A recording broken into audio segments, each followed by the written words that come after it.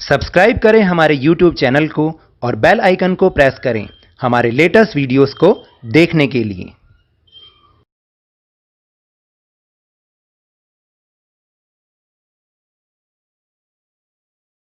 Hello and welcome to Lovneesh sir की क्लास। आज की ये शिक्षा निदेशालय राष्ट्रीय राजधानी क्षेत्र दिल्ली की वर्कशीट नंबर 58 जो कि क्लास 10th के स्टूडेंट्स के लिए ही है। यह ली गई है सामाजिक विज्ञान के इतिहास विषय से और आज हम इसमें जिस पाठ की पुनरावृत्ति कर रहे हैं वह है भारत में राष्ट्रवाद। क्योंकि आप सब जानते हैं कि हमारा 10th का कोर्स लगभग समाप्त हो चुका है, तो अब हम अपने पुराने पाठों की पुनरावृत्ति कर रहे हैं, रिवीजन कर रहे हैं, ताकि आपकी बोर्ड के एग्ज़ाम की तैयारी बहुत अच्छे से हो पाए। जो आज के इस वर्कशीट में प्रश्न हैं वो लघु और दीर्घ प्रश्न हैं 3 और 5 नंबर के, और बोर्ड पॉइंट ऑफ व्यू से बहुत ही ज़्यादा इम्पॉर्टेंट हैं। तो इसलिए आप इनको ज़रूर तैयार करें। आप दूसरे प्रश्नों को पढ़ें लेकिन इन प्रश्नों को ज़रूर तैयार करें। तो चलिए शुरुआत करते हैं मेरे साथ और समझने की कोशिश करते हैं। तो पहला प्रश्न है कि असहयोग आंदोलन आरंभ किए जाने के क्या कारण थे। इस आंदोलन में समाज के विभिन्न वर्गों की हिस्सेदारी पर प्रकाश डालिए। तो देखिए, असहयोग आंदोलन आरंभ किए जाने के कई सारे कारण थे, जैसे कि प्रथम विश्व युद्ध की समाप्ति पर अंग्रेजों द्वारा भारतीय जनता का शोषण और ज़्यादा उन पर कर लगाया जाना, अंग्रेजों द्वारा स्वराज प्रदान करने से मुकर जाना। तो अंग्रेजों ने प्रथम विश्व युद्ध में भारत से वादा किया था कि अगर वो उनके साथ लड़ेंगे तो उनको वो आज़ाद कर देंगे, लेकिन ऐसा हुआ नहीं। फिर 1919 में रॉलेट एक्ट का पारित होना, जलियांवाला बाग हत्याकांड होना और कोलकाता अधिवेशन में 1920 में कांग्रेस द्वारा असहयोग आंदोलन का प्रस्ताव बहुमत से पारित होना, ये इसके कारण थे।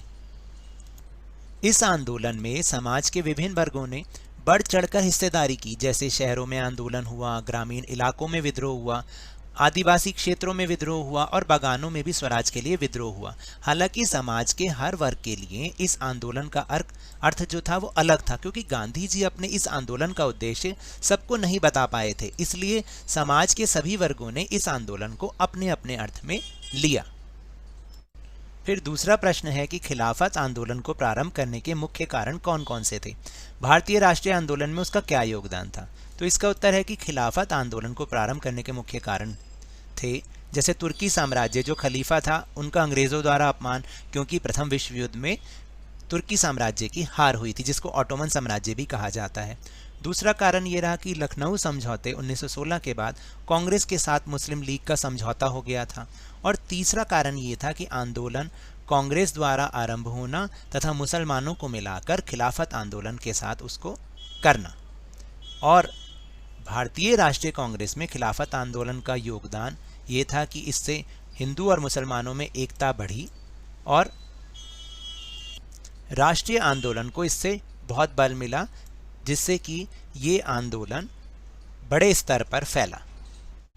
फिर तीसरा प्रश्न है कि समाज के सभी वर्ग स्वराज की अमूर्त अवधारणा से समान रूप से प्रभावित नहीं थे।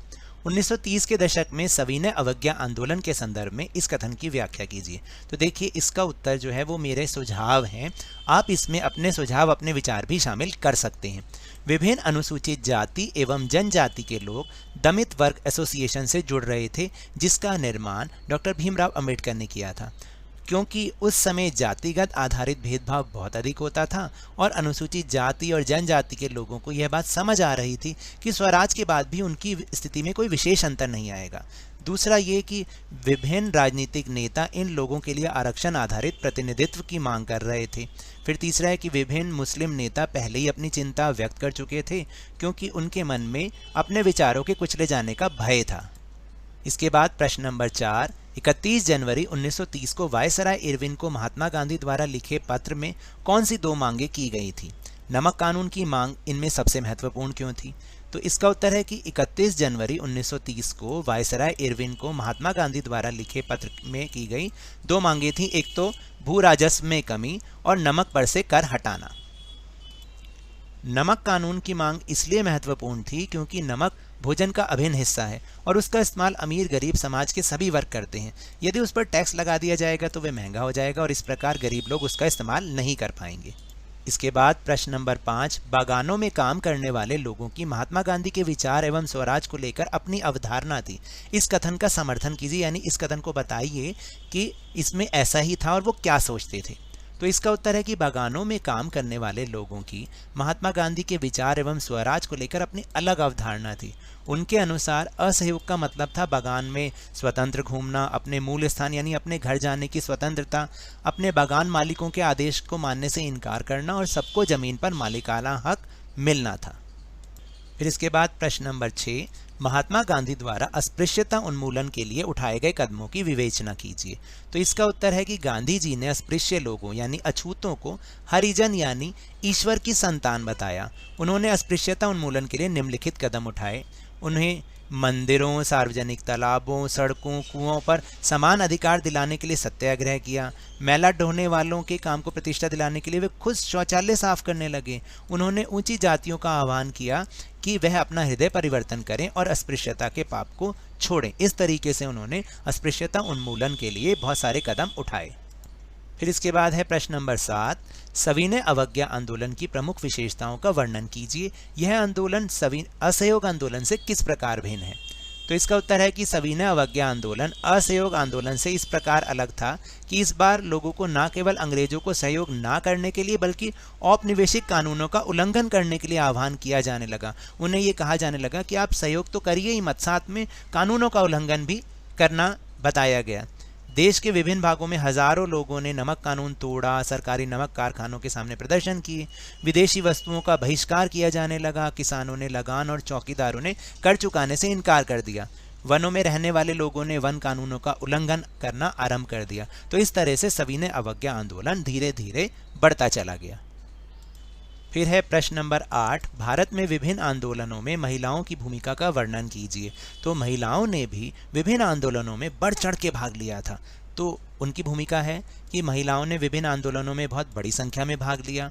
उन्होंने विरोध रैलियों में भाग लिया, नमक बनाया तथा विदेशी कपड़ों की होली जलाई एवं शराब की दुकानों पर धरने दिए। कई महिलाएं तो विभिन्न आंदोलनों के दौरान जेल भी गईं। और इसके बाद प्रश्न नंबर 9 आता है पूना पैक्ट, जो कि बहुत इंपॉर्टेंट क्वेश्चन है। पूना पैक्ट पर संक्षिप्त टिप्पणी कीजिए, यानी उसके बारे में थोड़ा सा बताना है। पूना पैक्ट पर 1932 में हस्ताक्षर किए गए। इस समझौते के अनुसार दमित वर्गों को प्रांतीय एवं केंद्रीय परिषदों में आरक्षित सीटें मिल गईं। हालांकि उनके लिए मतदान सामान्य निर्वाचन क्षेत्रों में ही होता था। देखिए, डॉक्टर भीमराव अंबेडकर जी ने ये मांग की थी कि दलितों के लिए केंद्रीय परिषद और प्रांतीय परिषद में अलग सीटें होनी चाहिए, क्योंकि उनको कभी भी समानता का अधिकार तो मिला नहीं था। तो इसलिए गांधी जी फिर आमरण अनशन पर बैठ गए। लेकिन उसके बाद समझौता हुआ कि उन्हें अलग सीटें तो दी गईं, लेकिन उनका मतदान सब लोग करेंगे, क्योंकि अगर ऐसा नहीं होता तो कभी भी एकता स्थापित नहीं होती और हमें हमारे देश को आज़ादी नहीं मिल पाती।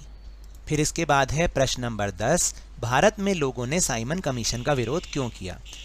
साइमन कमीशन को भारतीय संवैधानिक तंत्र की जांच परख के बाद आवश्यक परिवर्तन के लिए सुझाव देना था, यानी कि यहाँ की स्थिति कैसी चल रही है। किंतु इस कमीशन में कोई भी भारतीय सदस्य नहीं था, इसके सभी सदस्य अंग्रेज थे। इसलिए इस कमीशन का भारत में बहुत ज़्यादा विरोध हुआ। इसके बाद स्रोत आधारित प्रश्न, जो कि 4 अंक का होता है, ये अब बोर्ड के एग्जाम में अक्सर आने लगा है। तो देखें क्या है ये। नीचे दिए गए अनुच्छेद को पढ़िए और पूछे गए प्रश्नों के उत्तर दीजिए। तो इसको आपको ध्यान से 2 या 3 बार पढ़ना है। सत्याग्रह शारीरिक बल नहीं है। सत्याग्रही अपने शत्रु को कष्ट नहीं पहुंचाता, वह अपने शत्रु का विनाश नहीं चाहता। सत्याग्रह के प्रयोग में दुर्भावना के लिए कोई स्थान नहीं होता। सत्याग्रह तो शुद्ध आत्मबल है, सत्य ही आत्मा का आधार होता है, इसलिए इस बल को सत्याग्रह का नाम दिया गया है। आत्मा ज्ञान से हमेशा लैस रहती है, यानी भरी रहती है, इसमें प्यार की लौ जलती है। अहिंसा सर्वोच्च धर्म है। इसमें कोई संदेह नहीं कि भारत विनाशकारी शस्त्रों के मामले में ब्रिटेन या यूरोप का मुकाबला नहीं कर सकता। अंग्रेज युद्ध के देवता की उपासना करते हैं, वे सब हथियारों से लैस हो सकते हैं और होते भी जा रहे हैं। भारत में करोड़ों लोग कभी हथियार लेकर नहीं चल सकते, इसलिए उन्होंने अहिंसा के मार्ग को आत्मसात कर लिया है। तो देखिए, इस पैराग्राफ को आप जब ध्यान से पढ़ेंगे तो आपको इसका मतलब भी धीरे धीरे समझ में आएगा। तो जो पहला प्रश्न है इस पर आधारित है।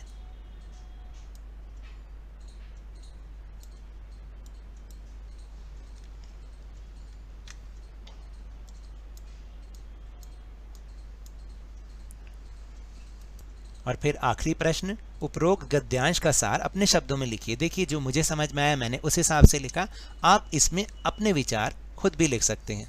सत्याग्रह कोई शारीरिक बल नहीं है, क्योंकि शारीरिक बल से तो हिंसा फैलती है, बल्कि सत्याग्रह सत्य के लिए किए जाने वाले आग्रह को कहते हैं। इसमें हिंसा की कोई जगह नहीं होती। अंग्रेज लोग विनाशकारी शस्त्रों से युद्ध के देवता की उपासना करते हैं, मतलब कि वो युद्ध को अच्छा मानते हैं, लेकिन भारत में करोड़ों लोग कभी भी हथियार लेके नहीं चल सकते, इसलिए उन्होंने अहिंसा के मार्ग को अपनाया। तो ये तो थी आज की वर्कशीट। अगर मेरे इस तरह समझाने से आपको थोड़ा सा भी समझ में आया हो तो इस चैनल को ज़्यादा से ज़्यादा सब्सक्राइब कीजिए, लाइक कीजिए और बहुत ज़्यादा शेयर भी कीजिए। और हाँ, मेरे साथ इसी तरह वर्कशीट को समझते रहिए, लेकिन ध्यान और मन लगाकर पूरी मेहनत और लगन के साथ पढ़ते रहिए और बोर्ड में बहुत ही अच्छे अंक प्राप्त कीजिए। लेकिन यदि कोरोना वायरस से बचना है ना आपको, तो मास्क जरूर लगा के रखिए, क्योंकि जब तक दवाई नहीं तब तक कोई ढिलाई नहीं। धन्यवाद।